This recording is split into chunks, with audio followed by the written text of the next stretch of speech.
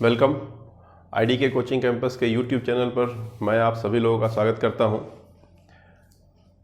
Current affair segment, सवाल current affair से हैं। पहला सवाल यहां पर,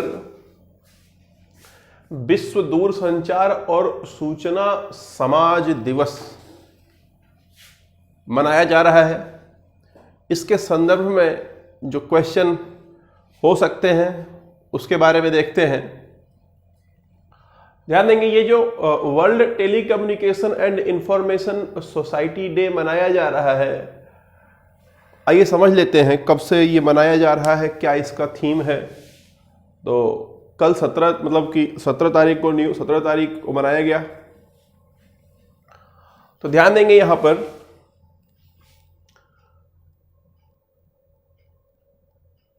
इसका जो विषय रहा है, connect 2030 information communication technology for SDG sustainable development goal. Sustainable development, देखिए एक डेवलपमेंट होता है जिसकी सस्टेनेबिलिटी नहीं होती। सस्टेनेबल का मतलब होता है यहां पर आप लंबे समय तक बरकरार रखना, ठीक है। तो ये जो डेवलपमेंट है बोलता है कि ये जो उद्देश्य है WTISD का इस बार कनेक्ट 2030 यानी 2020 में है, 2030 को इस तरह कनेक्ट करना है कि जो डेवलपमेंट हो वो सस्टेनेबल हो, यानी कि लॉन्ग लास्टिंग हो, मतलब लंबे समय तक चले, ऐसा डेवलपमेंट करना है। होता है ना कि कुछ लोग डेवलपमेंट इस तरह करते हैं कि आज डेवलप हुआ कल खत्म, और कोई डेवलपमेंट ऐसा होता है कि जिसका आधार मजबूत होता है और बेहतर ढंग से वो धीरे धीरे आगे बढ़ता रहता है और मजबूती से बढ़ता है, वापस दोबारा गिरने की उसकी संभावना बहुत कम रहती है। तो वही है सस्टेनेबल डेवलपमेंट। तो इंफॉर्मेशन कम्युनिकेशन टेक्नोलॉजी का सस्टेनेबल डेवलपमेंट उद्देश्य हो, मतलब सस्टेनेबल डेवलपमेंट हो 2030 तक, यही इसका उद्देश्य है कल का, इसको मनाए जाने का। ध्यान देंगे, इससे जो इकोनॉमी होगी, समाज है, उसको कैसे कम्युनिकेशन टेक्नोलॉजी का इस्तेमाल करके बेहतर बनाया जाए, इसका अवेयरनेस, इसकी जानकारी इसके माध्यम से देने का प्रयास किया जा रहा है।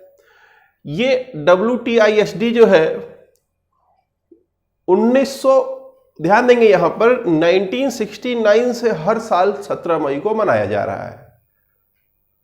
17 मई को हर साल ये मनाया जा रहा है। ध्यान देंगे मेरी बात यहां पर कि इसको मनाए जाने के पीछे जो लक्ष्य है वो ये, मतलब मनाए जाने के पीछे जो रीजन है वो ये कि 17 मई, मतलब यहां पर ध्यान देंगे 17 मई को ही ITU की स्थापना हुई थी, है ना, इंटरनेशनल टेलीकम्युनिकेशन यूनियन, अंतरराष्ट्रीय दूरसंचार संघ की स्थापना, ध्यान देंगे 1865 ईस्वी में। इसका स्विट्जरलैंड देश के अंदर जेनेवा इसका मुख्यालय है, स्थापित किया गया, ठीक है। ध्यान देंगे मेरी बात, ये जो ITU है ये यूनाइटेड नेशन की एक एजेंसी है, संयुक्त राष्ट्र की ये एक एजेंसी है।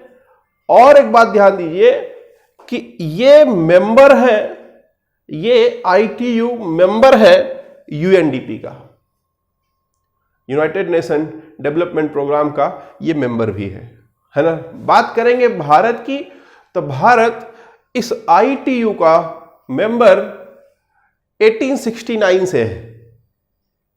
स्थापना इसकी 1865 में हुई है, हम लोग उसके मेंबर 1869 से हुए, यानी कि जब हम लोग आजाद नहीं थे तभी, उसी समय से हम लोग मेंबर हैं इसके। उस समय हम लोग सक्रिय मेंबर थे, ठीक, 1869 में हम लोग सक्रिय मेंबर थे। और 1952 में हम लोगों को जो मेंबरशिप मिली है वो 1952 से हम लोग परमानेंट इसके नियमित मेंबर हो गए हैं। क्लियर है। तो ये जो मनाया जाता है वो ITU की स्थापना और 1965 में पहले अंतरराष्ट्रीय टेलीग्राफ कन्वेंशन पर जो हस्ताक्षर हुआ था उसको चिन्हित करने के रूप में इसको मनाया जाता है। समझ में आई बात? तो कुल मिलाकर के यहां पर आप क्वेश्चन देखिए, बोलता है विश्व दूरसंचार और सूचना समाज दिवस 17 मई को connect 2030 ICT for the sustainable development विषय के साथ मनाया जा रहा है। बिल्कुल सही। दूसरा, अंतरराष्ट्रीय दूरसंचार संघ संयुक्त राष्ट्र की एक विशेष एजेंसी है। बिल्कुल सही। ये ITU जो है UN की एजेंसी है, साथ में इस ITU के पास मेंबरशिप किसका है? UNDP का मेंबरशिप भी है। क्लियर है? तो ये दोनों लाइन सही होने के नाते C for cat is the correct answer. तो आइए क्वेश्चन नंबर 2 की ओर चलते हैं। क्वेश्चन नंबर 2 की ओर चलते हैं। आप देखेंगे कि आत्मनिर्भर भारत जो हमारे प्रधानमंत्री ने घोषणा की थी, उस पर लगातार हमारे केंद्रीय वित्त मंत्री निर्मला सीतारमण जी लगातार उस पर एक एक करके योजनाओं के बारे में वो खुलासा कर रही हैं कि कैसे कैसे कौन सी योजनाएं कहां पर लागू होंगी। तो उसमें एक कृषि, मत्स्य पालन और खाद्य प्रसंस्करण क्षेत्रों को मजबूत करने के लिए कृषि, मत्स्य, खाद्य प्रसंस्करण, कृषि आप समझ रहे हैं, मत्स्य मतलब मछली पालन समझ रहे हैं, खाद्य प्रसंस्करण का मतलब होता है कि ऐसी चीजें जो ले करके, कच्ची चीजें जो ले करके उसका कुछ बना दिया जाए। जैसे टमाटर का सॉस बना दिया गया तो क्या हो गया? वो खाद्य प्रसंस्कृत हो गया। ठीक है। गन्ने के रस का गुड़ बना दिया गया तो क्या हो गया? वो खाद्य प्रसंस्कृत हो गया, फूड प्रोसेसिंग हो गया। तो कृषि, मत्स्य पालन और खाद्य प्रसंस्करण क्षेत्रों को मजबूत करने के लिए कुछ कदम उठाने के लिए बात हो रही है। ठीक है। ये आत्मनिर्भर भारत के अंतर्गत आ रहा है। तो इसमें PMMSY के तहत 20,000 करोड़, है ना, यानी कि PMSY मतलब प्रधानमंत्री प्रधानमंत्री मत्स्य संपदा योजना के तहत 20,000 करोड़ रुपए दिए जाएंगे और जिसके माध्यम से मत्स्य डिपार्टमेंट का डेवलपमेंट होगा। आगे बोला कि ministry of food processing industry operation green के नाम से एक ऑपरेशन चलाएगी और इस ऑपरेशन ग्रीन के अंतर्गत देखिए टॉप का मतलब यहां पर है T से टोमेटो, ठीक है, T से टोमेटो, O से ओनियन, P से पोटैटो, टोमेटो, ओनियन, पोटैटो बोलता है। इन टोमेटो मतलब समझ रहे हैं आप, है ना, टमाटर, प्याज और आलू बोलता है। इनके अलावा और जो सब्जियां और फल होंगे उन सबको भी जो है ऑपरेशन ग्रीन में शामिल किया जाएगा, इनको डेवलप करने का प्रयास किया जाएगा। तमाम इसके अंतर्गत तमाम जो है योजनाएं दी हुई हैं। PDF में मैं आपको दे दूंगा, उसमें 5, 7, 8 महत्वपूर्ण योजनाएं हैं, उसको आप याद कर लीजिएगा। क्लियर? तो ये जो है यहां पर अगर आप देख रहे हैं तो यहां पर अगर आप क्वेश्चन को देखें तो पहला बोलता है सरकार ने समुद्री और अंतर्देशीय मत्स्य पालन के लिए 20,000 करोड़ रुपए के परिव्यय के लिए प्रधानमंत्री मत्स्य संपदा योजना की शुरुआत करेगी। सही है लाइन? दूसरा, खाद्य प्रसंस्करण उद्योग मंत्रालय MOFPI द्वारा संचालित ऑपरेशन ग्रीन्स को टमाटर, प्याज और आलू फसलों से लेकर सभी फसलों और सब्जियों तक बढ़ाया जाएगा। यह भी लाइन सही है। दोनों सही होने के कारण C फॉर कैट इसका सही आंसर होगा। तो आइए क्वेश्चन नंबर 3 की ओर चलते हैं। क्वेश्चन नंबर 3 की ओर चलते हैं। क्वेश्चन नंबर 3 में देखिए यहां पर 61वें कैवलरी के संदर्भ में कुछ बात बोली गई है। 61वां कैवलरी क्या है, ध्यान देंगे यहां पर। सबसे पहले समझते हैं न्यूज में क्यों है। इस 61वें कैबिलरी को युद्धक बल में बदलने का प्रयास किया जा रहा है, इसलिए ये न्यूज में है। समझते हैं क्या है ये। ध्यान देंगे 1953 में जब सारे रियासतों का मतलब विलय लगभग हो चुका था, तो उनके जो घुड़सवार थे, जो घुड़सवार उनकी सेना थी, उन सेनाओं का, उन सेना घुड़सवार इकाइयों का जब समामेलन हुआ, सबको मिलाया गया, तो एक उसका जो है एक रेजिमेंट मतलब बनाया गया। कहने का मतलब है कि उसकी एक इकाई बना दी गई, जिसे हम लोग 61वीं कैवलरी के नाम से जानते हैं। तो ये जो 61वीं कैवलरी है, ये घुड़सवार सेना है, और वर्तमान में पूरी दुनिया में एकमात्र ऐसी ये अपनी तरह की सेना है जो घुड़सवारी से मतलब जो है घुड़सवार जिसमें है, और कहीं पर पूरी दुनिया में अब घुड़सवारों से जो है युद्ध नहीं हो रहा है, या कोई सेना ऐसी नहीं है। भारत में ये सेनाएं पहले से थी रियासतों के पास, तो इनको जो है मिला करके इकट्ठा किया गया और उसका नाम 61वीं कैवलरी दिया गया। अब क्या है, न्यूज में क्यों है कि ये देखिए, ये जो 61वीं कैवलरी है एक तरह से औपचारिक केवल सेना मतलब बन करके रह गई है। औपचारिक सेना बन करके रह गई है, मतलब कि ये किसी तरीके के युद्ध में भाग नहीं लेती है। तो इसको बदला जा रहा है युद्धक बल के रूप में, मतलब कि इसको इस तरह से बदला जाए कि ये बख्तरबंद रेजिमेंट के रूप में काम करने लगे। मतलब कि टैंक हो, टैंक के साथ ये काम करे। तो ध्यान देंगे मेरी बात यहां पर, यह बदलने के प्रस्ताव के कारण ही न्यूज में है। ध्यान दीजिएगा, 61वीं कैवलरी में घुड़सवार सेनाएं हैं, साथ में हमारे देश में राष्ट्रपति जो है, उसकी राष्ट्रपति का जो संरक्षण बल है, उसमें भी ये कैवलरी सेनाएं वहां पर शामिल है। ठीक है, तो ध्यान देंगे मेरी बात यहां पर एक और चीज कि जब प्रथम विश्व युद्ध हो रहा था, तो हमारे घुड़सवारों ने इजराइल में, मतलब वर्तमान में इजराइल कहलाता है, उस समय हाइफा कहलाता था। ठीक है, उस समय हाइफा कहलाता था। वहां पर हमारे घुड़सवारों ने काफी बेहतर युद्ध करके दिखाया था। तो उस हाइफा में जाकर के उतना बेहतर युद्ध कौशल दिखाने के कारण भारत सरकार हाइफा दिवस मनाती है एक। ठीक है, हाइफा वर्तमान में इजराइल कहलाता है। ठीक है, तो हाइफा दिवस 23 सितंबर को मनाया जाता है। ठीक है, बात समझ में आ रही है। तो अब देखिए यहां पर आप इससे संबंधित जो क्वेश्चन है देख लीजिए। यह दुनिया में एकमात्र सक्रिय सेवारत अश्वारोही रेजिमेंट है। बिल्कुल सही है, एकमात्र है। हमारे देश में भी सक्रिय है। इसका पोलो एक गेम होता है, पोलो। ठीक है, पोलो गेम में मुख्य रूप से ये लोग भाग लेते हैं, बाकी इनका कोई काम विशेष नहीं होता। 26 जनवरी को परेड होता है, परेड में शामिल होते हैं, है ना।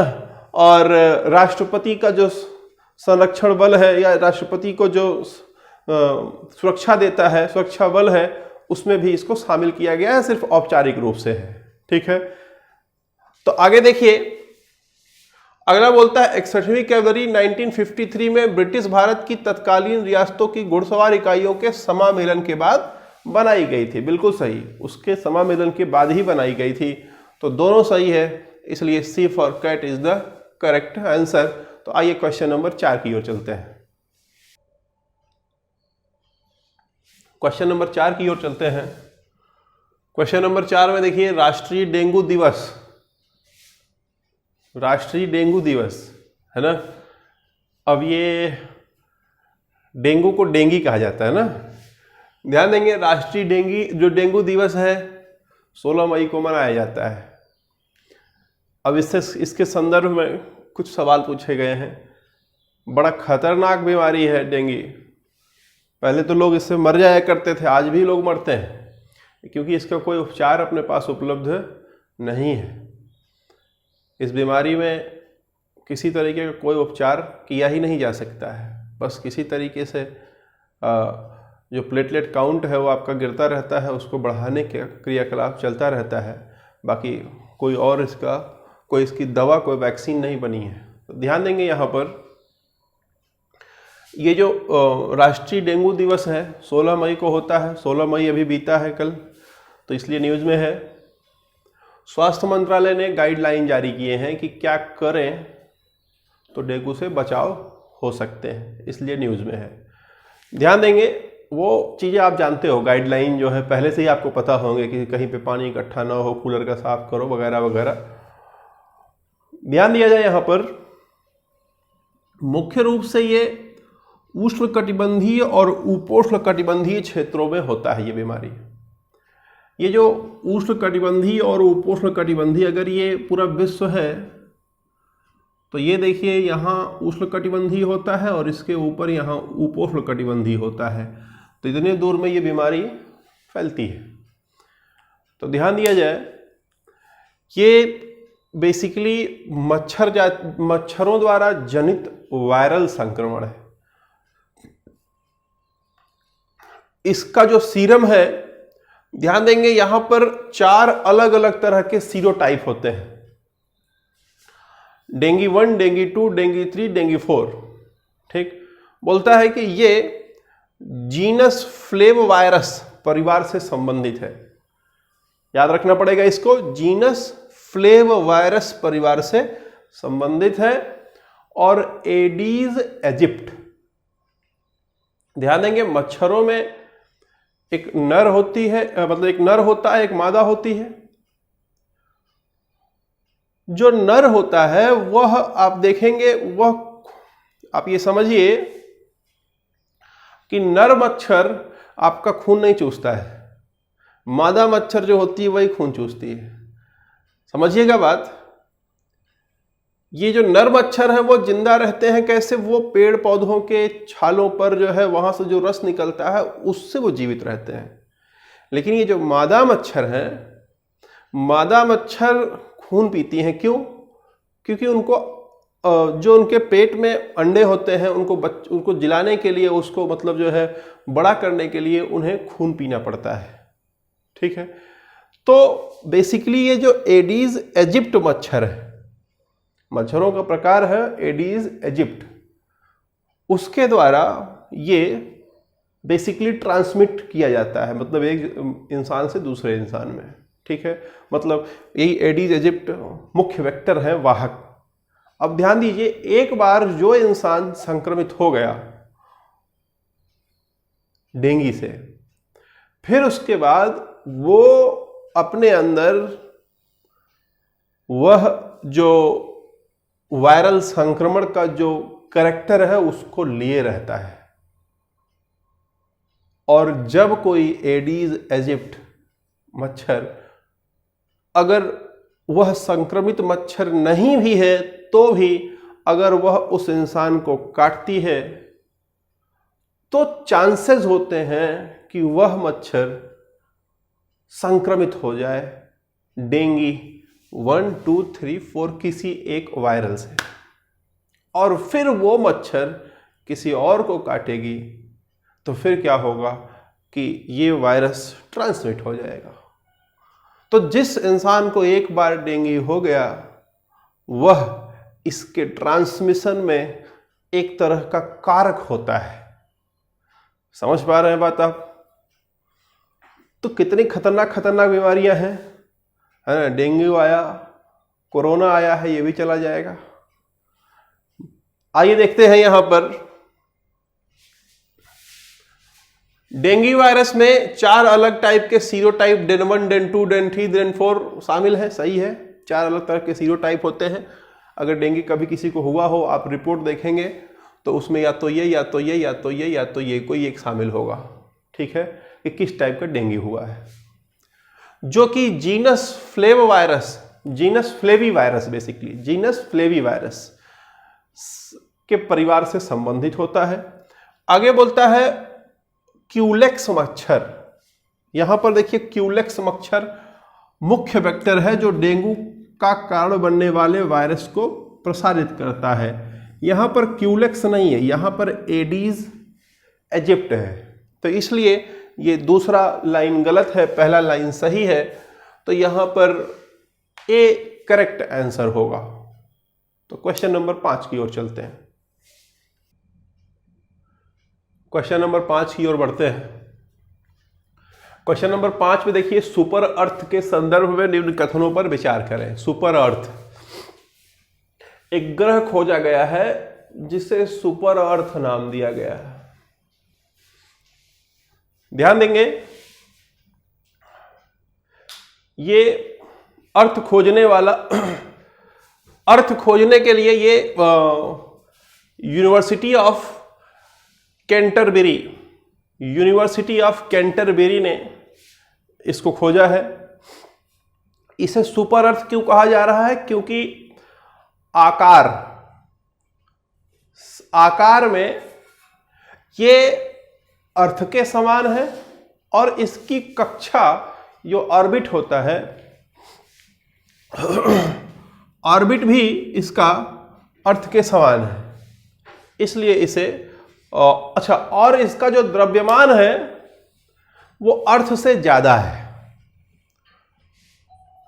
आकार अर्थ जैसा है, कक्षा भी अर्थ जैसी है, द्रव्यमान इसका अर्थ से ज्यादा है, नेपच्यून से कम है। ध्यान दीजिएगा इस बात को, द्रव्यमान पृथ्वी से ज्यादा, नेपच्यून से कम, मतलब इस दोनों के बीच का द्रव्यमान है। तो चूंकि द्रव्यमान ज्यादा है, आकार और कक्षा समान है, द्रव्यमान ज्यादा होने के कारण इसे सुपर अर्थ नाम दिया गया। खोजा इसे किसने? कैंटरबरी विश्वविद्यालय ने, यूनिवर्सिटी ऑफ कैंटरबरी ने। ध्यान देंगे किस तकनीक से खोजा है, तो गुरुत्वाकर्षण माइक्रो लेंसिंग नामक तकनीक का उपयोग, ध्यान रखिएगा, गुरुत्वाकर्षण माइक्रो लेंसिंग तकनीक के आधार पर इसको खोजा गया है। ये जो गैलेक्सी है उसके केंद्र की ओर पाई जा रही है, जिसका नाम गैलेक्टिक बल्ज भी रखा गया है। मतलब इसका एक और नाम गैलेक्टिक बल्ज भी है। यानी कि अगर इसको आप देखेंगे तो इसका जो एक वर्ष है ये लगभग 617 दिनों का है, जो कि पृथ्वी के एक वर्ष 365 सही 1/4 दिन से काफी ज्यादा है। ठीक है, तो आइए समझते हैं यहां पर जो क्वेश्चन दिया हुआ है उस पर कौन सा इसका ऑप्शन सही होगा। देखते हैं, बोलता है यूनिवर्सिटी ऑफ कैंटरबरी के वैज्ञानिकों ने एक दुर्लभ नए सुपर अर्थ ग्रह की खोज की है जो आकाश गंगा ब्रैकेट में गैलेक्सी की केंद्र की ओर स्थित है, जिसे गैलेक्टिक बल्ज भी कहा जाता है। ये तो पहला लाइन सही है। दूसरा बोलता है सुपर अर्थ एक एक्स्ट्रा सोलर ग्रह है, यहां तक तो समझ में आता है, जिसमें पृथ्वी, यूरेनस और नेपच्यून की तुलना में अधिक द्रव्यमान है। इसका जो द्रव्यमान है वो पृथ्वी और नेपच्यून के बीच का है, नेपच्यून से अधिक नहीं है। पृथ्वी से अधिक तो है लेकिन नेपच्यून से अधिक नहीं है। तो लाइन 2 आपका गलत होता है, लाइन 1 केवल सही है, इसलिए ऑप्शन ए आपका सही होगा। क्लियर है? तो इस पर जो क्वेश्चन बन सकते हैं वो गुरुत्वाकर्षण माइक्रोलेंसिंग तकनीक पे बन सकता है, इसका वर्ष कितना होगा ये बन सकता है, और सुपर अर्थ क्यों कहा जाता है क्योंकि इसका द्रव्यमान पृथ्वी से अधिक है ना। ये सारे सवाल इस पर बन सकते हैं। उम्मीद करते हैं कि आपको ये सवाल समझ में आया है पूरा। अगले क्वेश्चन नंबर 6 पर चलते हैं। आइए क्वेश्चन नंबर 6 की ओर बढ़ते हैं। क्वेश्चन नंबर 6 में राष्ट्रीय प्रवासी सूचना प्रणाली NMIS हाल ही इसमें समाचारों में देखा गया है किसके द्वारा विकसित किया गया है। पहले ये देख लेते हैं NMIS है क्या। तो नेशनल माइग्रेंट की बात की जा रही है, ठीक है। यहाँ पर राष्ट्रीय प्रवासी इंफॉर्मेशन सिस्टम की बात की जा रही है। तो ये जो कोविड-19 में एक जगह से दूसरे जगह, एक राज्य से दूसरे राज्य में जो लोग आ जा रहे हैं उनकी सूचना एकत्र करने के लिए एक प्रणाली बनाई जा रही है, ठीक है। अब देखिए, अगर आप इसको समझें तो ये एक डिजास्टर है, आपदा है, ठीक है। तो चूंकि ये एक आपदा है तो इसको आपदा प्रबंधन प्राधिकरण, national disaster management authority NDMA ने इसके पीछे काम करना शुरू किया और NMIS डेवलप किया, यानी कि नेशनल माइग्रेंट इंफॉर्मेशन सिस्टम एक डेवलप किया। ये जो माइग्रेंट इंफॉर्मेशन सिस्टम है, इसमें किया जाएगा कि कोई भी इंसान अगर एक जगह से दूसरे जगह माइग्रेट कर रहा है तो उसका नाम, है ना, उम्र, मोबाइल नंबर, कहाँ से और कहाँ को जा रहा है, कहाँ से और कहाँ को जा रहा है, ये रहेगा। उसके अलावा बोलता है कि उसके यात्रा की तारीख भी रहेगी, जिससे कि उसको रास्ते में परेशानियां ना हो, तो वो सारी सुविधाएं उसको उपलब्ध कराने का प्रयास किया जाएगा। और राज्यों के पास एक डेटा होगा कि कहां से कहां को लोग गए। क्लियर है? तो इसलिए NMIS बनाया गया है। बेसिकली ये जो है ये केंद्रीकृत मतलब केंद्रीकृत ऑनलाइन मतलब कि एक भंडार टाइप का है, जहां पर सारी चीजें जो है, सारे डेटा अवेलेबल रहेंगे जो लोग एक जगह से दूसरी जगह प्रवास किए हैं। क्लियर है? एक जगह से दूसरी जगह गए हैं। तो यहां पर अगर आप देखेंगे तो नीति आयोग DRDO तो है नहीं, नेशनल डिजास्टर मैनेजमेंट अथॉरिटी, राष्ट्रीय आपदा प्रबंधन प्राधिकरण ही इसका सही आंसर होगा। तो C for cat is the correct answer for question number 6। तो आइए क्वेश्चन नंबर 7 की ओर चलते हैं। आइए अगले क्वेश्चन नंबर 7 की ओर चलते हैं। क्वेश्चन नंबर 7 में भारतीय सेना में SSC, एक SSC आपका भी है ना, स्टाफ सिलेक्शन कमीशन आपका है, ये शॉर्ट सर्विस कमीशन की बात कर रहा है, स्टाफ सिलेक्शन कमीशन की नहीं, शॉर्ट सर्विस कमीशन की बात कर रहा है। बोलता है कि भारतीय सेना में SSC लघु सेवा आयोग के अधिकारियों के लिए प्रशिक्षण अकादमी कहां पर स्थित है? ऑफिशियल्स या ऑफिसर्स ट्रेनिंग अकादमी कहां स्थित है? OTA। ध्यान देंगे, ये न्यूज में क्यों है, मतलब कि ये क्यों पूछा जा रहा है, पहले समझते हैं इसको, है ना। पहले इस बात को देखिए, न्यूज में क्यों है।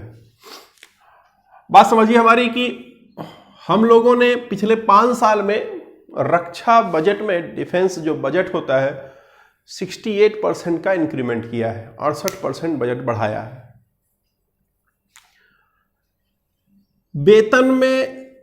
वेतन का, उसमें से जो वेतन में बजट जा रहा था, जितना वेतन में बजट जा रहा था उसका 75% बढ़ाया हमने। पेंशन में जितना जा रहा था 146% बढ़ गया है। अब आप सोचिए कि कितना बड़ा ये बर्डन है, कि कितनी तेजी से बढ़ रहा है।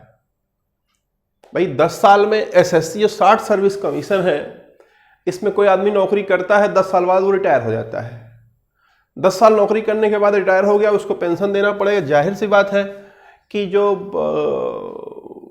अन्य विभागों की तुलना में यहाँ पर पेंशनर ज़्यादा होंगे, तो पेंशनर रेट भी इनका ज़्यादा होगा, मतलब कि पेंशनर वालों का रेट ज़्यादा होगा, मतलब जल्दी जल्दी ज़्यादा लोग जो है आ रहे होंगे पेंशनर, तो 146% इंक्रीमेंट है पेंशनर की। तो ये बड़ा प्रॉब्लम है। इसको जो है दूर करने के लिए कुछ उपाय अपनाए जा रहे हैं। ये जो शॉर्ट सर्विस कमीशन है इसको आकर्षक बनाया जा रहा है, ताकि जो बर्डन इस पर पड़ रहा है वो बर्डन इतना बर्डन ना पड़े।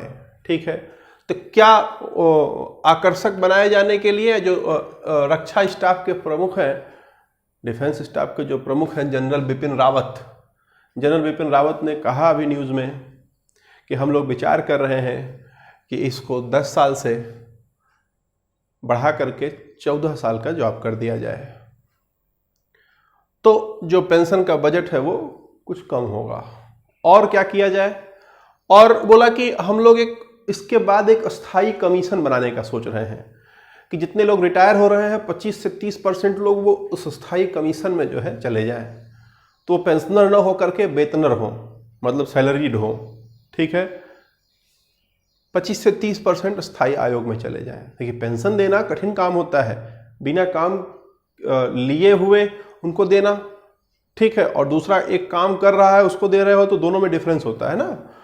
तो स्थायी आयोग बना करके उनसे काम लिया जाए 25 से 30% लोगों से, और उनको वेतन दिया जाए। और बोला कि इसके अलावा और उपाय अपनाने का प्रयास किया जा रहा है कि जब वो निकले एसएससी से, एसएससी मतलब समझ रहे हैं आप, शॉर्ट सर्विस कमीशन से जब निकले तो उन्हें 1 वर्षीय कोई डिप्लोमा, व्यावसायिक या तकनीकी डिप्लोमा के आधार पर, मतलब एक कोई ऐसा कोर्स लॉन्च किया जाए जो 1 साल का रहे और वो MBA या मतलब कुछ ऐसा डिग्री दे जिससे कि वह बेहतर कहीं पर अपना एक जॉब हासिल कर सके। क्लियर है? तो ये उपाय अपनाए जा रहे हैं, इसलिए न्यूज़ में है ये। तो इसका मुख्यालय कहाँ पर है एसएससी का? चेन्नई में। ठीक है, तो इसका जो आंसर होगा A फॉर एप्पल इसका करेक्ट आंसर होगा। हम समझते हैं कि आप जो है चीज़ों को यहाँ पर धीरे धीरे फॉर्मुलाइज कर पा रहे होंगे कि किस तरीके से पढ़ाई आपकी चलनी चाहिए। विगत कुछ दिनों से और क्लासेस नहीं चल पा रही हैं, जैसे और जो क्लासेस चलती थी, अब मैं प्रयास करूंगा कि आज से आपके अन्य क्लासेस भी चलें। देखिए होता यह है कि कुछ न कुछ परेशानियां जो है हर इंसान के लाइफ में आती रहती हैं। तो एक होता है, मतलब कुछ मानसिक समस्याएं होती हैं, कुछ सामाजिक, है ना, तमाम तरीके की। तो आदमी उससे ओवरकम करता है, फिर चीज़ों को सही करता है। तो कभी कभी ऐसी समस्याएं आती हैं। तो हम जो है आपको आज शाम 7 बजे से जो आपका बैच पहले से लगातार चल रहा था उस पर मैं क्लास आपको दूंगा। ठीक है, और मैं चाहूँगा कि शाम को भी आपका एक छोटा सा क्विज हो 6:30 से। ठीक, क्विज हो उस टॉपिक पर जो टॉपिक पढ़ाया जाएगा। ठीक है, तो हम प्रयास करेंगे कि 7 बजे से आपको एक क्लास आज देने का प्रयास करेंगे। ठीक है, शाम को भी। और आपका जो क्लास नहीं चल पा रहा था #थॉट प्रोसेस मैथ का, उसको भी कंटिन्यू करने का प्रयास करेंगे। ठीक है, आइए क्वेश्चन नंबर 8 की ओर चलते हैं। आइए क्वेश्चन नंबर 8 की ओर बढ़ते हैं। आजकल खूब न्यूज़ में है टूर ऑफ ड्यूटी, है ना। टूर ऑफ ड्यूटी में इसमें दिया गया है न्यूज़ में, फेसबुक पर, व्हाट्सएप पर मैं देख रहा हूँ ढेर सारा लोग कमेंट कर रहे हैं कि मेरा हो जाएगा तो मैं भी ड्यूटी के टूर पर जाऊंगा, है ना। तो क्या है उसको समझते हैं।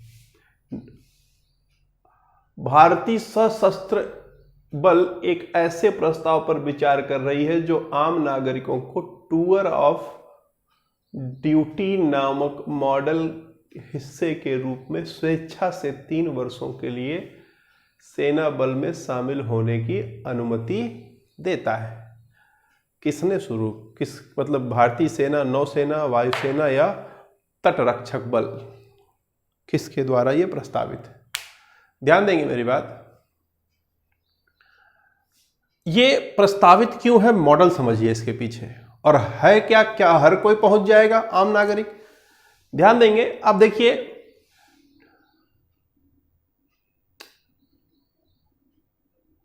अब ऐसे देखिए, प्राइमरी के टीचर में एक होता है शिक्षा मित्र। टीचरों की जगह पर शिक्षा मित्रों को क्यों रखा गया? काम तो वही कर रहे हैं, शिक्षा मित्रों को रखा गया। ये क्या है? ये देखिए, एक ऐसे लोग हैं जो उसी काम को कम वेतन में कर रहे हैं, है ना? तो सेम कॉन्सेप्ट। अभी इसके पहले वाले क्वेश्चन में मैंने आपको बताया था कि जो वेतन और पेंशन है, वेतन और पेंशन में जो तुलनात्मक रूप से बढ़ोतरी है, अगर आप देखें तो वेतन में और पेंशन में जो रक्षा बजट है, रक्षा बजट अगर 68% बढ़ रहा है तो उसका दुगना पेंशन बढ़ रहा है और उससे ज़्यादा वेतन बढ़ रहा है। तो आप इसको हम कम करना चाहेंगे, क्या चाहेंगे? अगर ये कम होगा तो ही हम रक्षा क्षेत्र में तकनीकी डेवलपमेंट कर सकते हैं, तो ही हम नए नए आधुनिक हथियार ले सकते हैं। ठीक है, तो अब ये वेतन और पेंशन कम कैसे किया जाएगा? फुल टाइम सहायक अध्यापक रखने के बजाय शिक्षा मित्र रख लो, वेतन कम हो जाएगा। समझ आई बात? तो वही चीज है। अगर कोई आदमी शॉर्ट सिलेक्शन कमीशन के थ्रू जॉब कर रहा है तो माना जाता है कि उस इंसान के ऊपर औसतन 6 करोड़ रुपए खर्च करती है सरकार। औसतन 6 करोड़ रुपए ऑन एन एवरेज देखा गया कि एक आदमी को नौकरी देने से लेकर के उसको ट्रेनिंग देने तक, फिर उसको वेतन देना, पेंशन देने तक लगभग 6 करोड़ रुपया औसतन निकाला गया, तो लगभग औसतन 6 करोड़ रुपया खर्च होता है। ठीक, और ये सेवा देता है 10 से 14 साल तक, है ना? अब जो नया स्कीम ला रहे हैं कि टूर ऑफ ड्यूटी स्कीम ले आए, 3 साल के लिए काम करेंगे, इनके प्रशिक्षण वेतन भत्ता में लगभग 80 लाख खर्चा आएगा। ठीक है, तो आप समझिए कि तुलनात्मक रूप से अगर ये 9 साल 10 साल भी अगर इस तरीके के ढेर सारे लोग काम कर, रोजगार की संख्या भी बढ़ जाएगी, है ना? 3-3 साल में लोग हट जाएंगे तो क्या होगा कि नए लोग मौका पाएंगे, है ना? और जो लोग 3 साल एक बार मिलिट्री में रह लिए, उनका शासन, उनका अनुशासन, उनका जीवन जीने का तरीका सिविलियन से अलग होता है। तो जब वो 3 साल नौकरी करने के बाद किसी कॉरपोरेट में जाएंगे, किसी उद्योग में जाएंगे, किसी कंपनी में जाएंगे, तो जो सिविलियन है उससे बेहतर ढंग से, बेहतर डिसिप्लिन में, बेहतर तरीके से काम करेंगे। कोई भी कॉरपोरेट सेक्टर मतलब उद्योग जगत 40 साल के आदमी को लेने के बजाय 26 साल के आदमी को लेना ज़्यादा बेहतर पसंद करता है, क्योंकि 26 से 27 साल का जो ट्रेंड मिलिट्रियंट होगा वो ज़्यादा बेहतर तरीके से जो है ज़्यादा ऊर्जा के साथ काम कर सकता है तुलनात्मक रूप में इससे। तो ये देखा गया है कि कॉरपोरेट सेक्टर के लोग 26 से 27 साल के बीच के लोगों को प्रेफर करते हैं। तो जब 3 साल बाद वो निकलेगा मिलिट्री से तो 26-27 साल की एज में रहेगा या उससे कम ही एज में रहेगा, तो फिर वो किसी भी और जगहों पर वो जाएगा तो उसको प्रेफरेंस मिलेगा। तो आप देखिए कि सेना में जॉब ढेर सारे हो जाएंगे, ढेर सारी नौकरियां भी लगेंगी, और जो लोग निकलेंगे वो लोग खूब अच्छी अच्छी जगहों पर जो है, प्राइवेट जगहों पर भी अच्छे जो है बेहतर जगहों पर वो जा कर के जॉब कर सकते हैं, कंपनियां भी उनको सम्मान देंगी, और साथ में सरकार का जो वेतन पेंशन पे खर्चा है वो भी कम हो जाएगा। तो ये सारे फायदे को देखते हुए सरकार ने जो निर्णय लिया है वो ये कि टूर ऑफ ड्यूटी एक ऐसा स्कीम लाया जाए जिसमें आम नागरिक जो कैपेबल हो, ऐसा नहीं कि कोई भी पहुंच जाएगा, है ना, जो कैपेबल हो, उस लायक हो, उसको 3 वर्षों का इंटर्नशिप मॉडल पर, मतलब 3 वर्षों का इंटर्नशिप करे, काम करे सेना का। जब वो रिटायर होगा 3 साल बाद छोड़ा जाएगा तो उसको टोकन राशि दी जाएगी एक, मतलब रिटायर होगा तो 3 साल बाद उसको एक मुश्त एक राशि 10 लाख 15 लाख 20 लाख जो भी होगा वो देने का प्रावधान है, प्रावधान किया जाने का मतलब अपनाया जा रहा है। तो इससे क्या होगा कि एक नौकरी में भी जनरेशन ज़्यादा हो जाएगा, मतलब नौकरियां भी ज़्यादा जनरेट होंगी, तमाम तरीके के फ़ायदे होंगे। तो यही टूर ऑफ ड्यूटी है, ठीक है। तो इसको भारतीय सेना द्वारा लागू करने का प्लान बनाया जा रहा है, अभी लागू नहीं हुआ है। अखबार में न्यूज़ में खूब है, इसलिए मैंने ये क्वेश्चन आपको डाल दिया है, ठीक है। उम्मीद करते हैं कि आपको चीज़ें समझ में आ रही हैं। तैयार रहिएगा #थॉट प्रोसेस मैथ वाले सवाल के लिए भी। अभी मैं टाइम बता दूंगा आपको, व्हाट्सएप पर मैसेज कर दूंगा ग्रुप में कि किस टाइम पर आएगा। और साथ में आपका जो 7 बजे आता है इवनिंग में 7 बजे वो क्लास पुनः मैं प्रारंभ करूंगा आज से। 7 बजे आप लोग इवनिंग में उपस्थित रहेंगे। उससे पहले आधे घंटे का एक 30 मिनट का एक क्विज़ कराऊंगा जो उसी पर आधारित रहेगा। उम्मीद करते हैं कि आप 6:30 बजे क्विज़ के लिए और 7 बजे क्लास के लिए हाजिर रहेंगे और अपनी पढ़ाई को एक दिशा देंगे, एक डायरेक्शन देंगे, जिससे कि आप जो आने वाले एग्ज़ाम्स हैं उसमें सफल हो सकें। उम्मीद करते हैं कि आप चीज़ों को समझ पाए हैं। अच्छा लगा हो क्लास तो कमेंट करें, शेयर करें, सब्सक्राइब करें। धन्यवाद।